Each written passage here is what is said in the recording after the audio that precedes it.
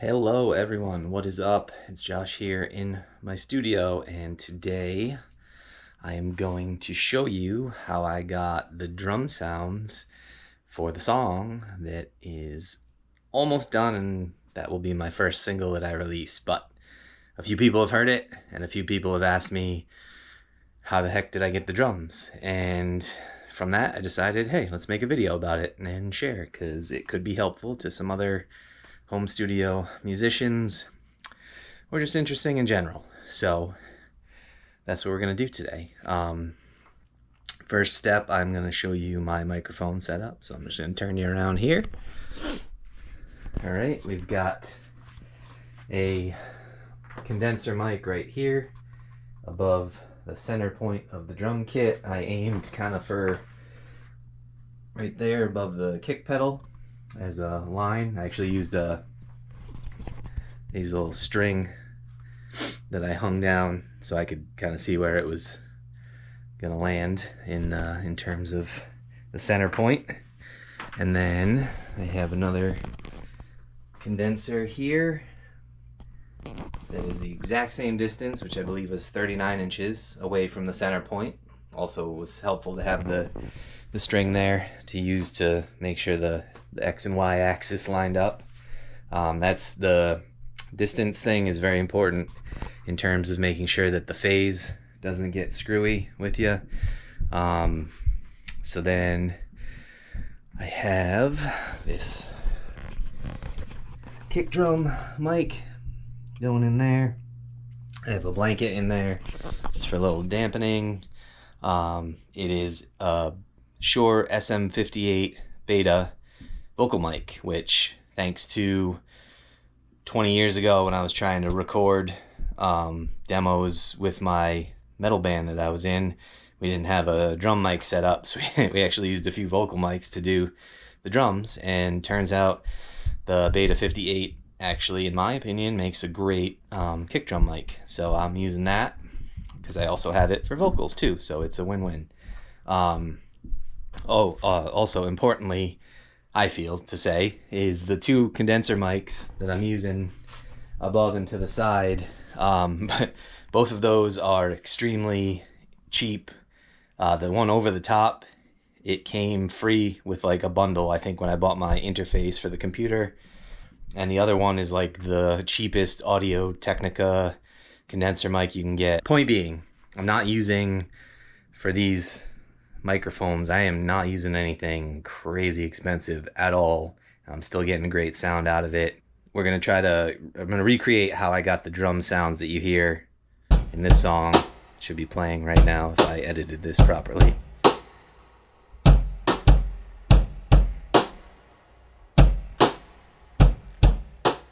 And then there's this layer also that we'll go over.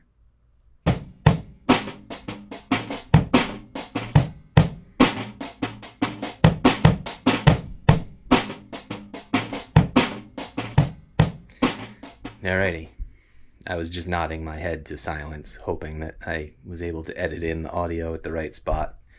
We'll see, that'll be fun. Last piece of the puzzle is this microphone out here, which this is my slightly more expensive but still not crazy expensive Warm Audio. It's like a U87 copy, and I'm just pointing it out into this basement room.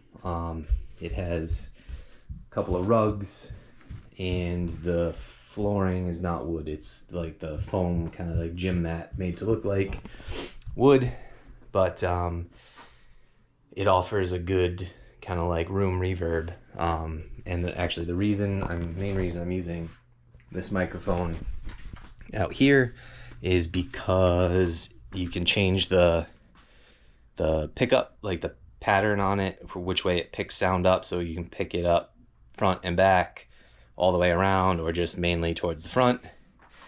I am testing out doing the all-around pickup, so I just kind of get as much of the reverb. I'm pretty sure that's what I did for the song, but it's just a way to because I can change that, I can alter the way that I am getting the room sounds in there. So I can't do that with the other mics. So that was my decision in that matter. Other than that, I'm just gonna I got my DAW set up here. Oh, I guess I bumped the mic. So I've just got the blank 5 tracks. So the first thing we're gonna record is the 4 microphones I just showed you, to get our kick and our toms and the rim shot on the snare. And that was, yes, that's what I used for the main drum sound. And then we're going to transition after, and we're going to do a single mic trick that I will show you later. But let's get to recording the drums now and see if we can recreate the sound. I bet it'll be pretty darn close. But here we go.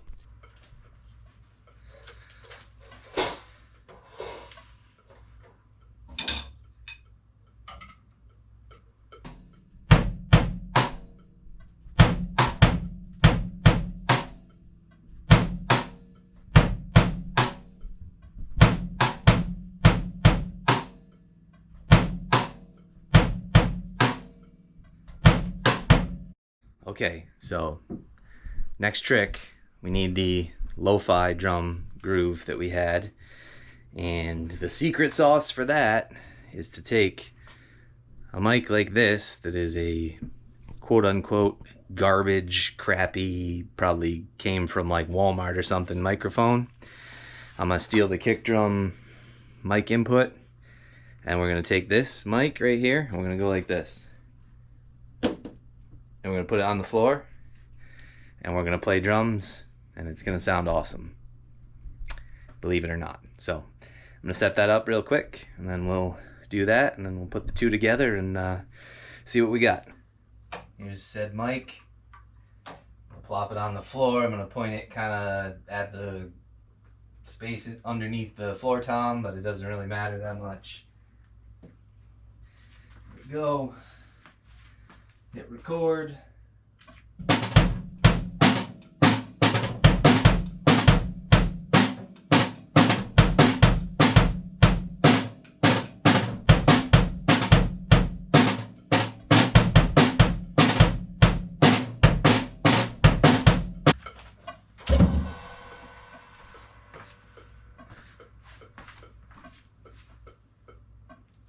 Alright, so I'm just gonna play through these real quick over the speakers. I know it's not going to be the best sound quality. I'll play the stuff kind of mixed together at the end, to give you the example. All right, so I got a loop set up where I played pretty good, but we'll tweak it after, and I'll touch it up and make it sound all nice. But anyway, here's the mic that's over the drum kit. That's the one on the side of the drum kit. That's the room mic out in the basement, which I love. And there's the kick. And now the special sauce is that lo-fi mic. Pretty cool, huh? Just throwing a mic on the floor. Alright, so now I'm just gonna tweak these a little bit and make a cleaned up loop to kind of reflect how I would have done it for my song that you heard earlier. Yeah, we'll play that at the end of this. And yeah, it's fun. So hope this was helpful to anyone out there. Like I said, it's really nothing unachievable for anyone out there. If you don't have to use condenser mics. You could use SM57s and still get a decent sound. You could probably use cheap mics and get a decent sound. This is just an easy setup that I found. And also, just a side note, the drum kit I'm using was like a Black Friday cheapest drum kit I could buy at the time, special. It's a PDP, just simple. It was like a drum kit in a box. The only thing I changed about it was I changed the drum heads, and that was just purely because the ones that came on it, wore out really quickly and didn't sound that great. And then I just added these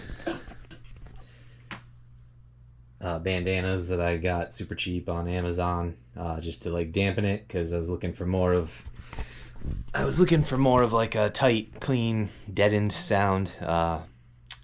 But they sound good either way. All right, thank you so much for hanging out through this. It's super fun to make. I'm looking forward to doing more. If you have any questions about any of the other stuff that went into this, ask me in the comments. I'm happy to answer there, or make more videos, which I'm going to start doing more of anyway, on how I use this tiny room and setup to make some awesome musical stuff. As a thank you for staying with me throughout this whole video and watching till the end, I'm gonna put a link in the description for a Dropbox folder that'll have the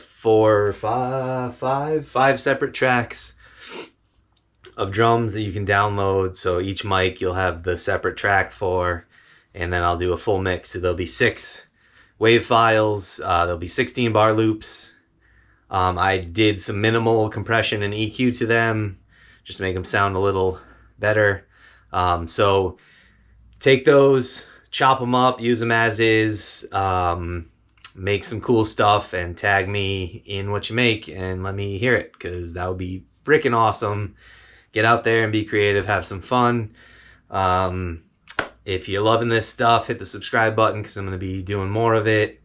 Yeah, that's all I got. So thank you so much for joining me on my first clunky YouTube video, and look forward to doing more of this. Peace, love, rock and roll. See you in the next one. And I'll play us out with the mixed version of the drums that I came up with. Yeah, so here's what that sounds like.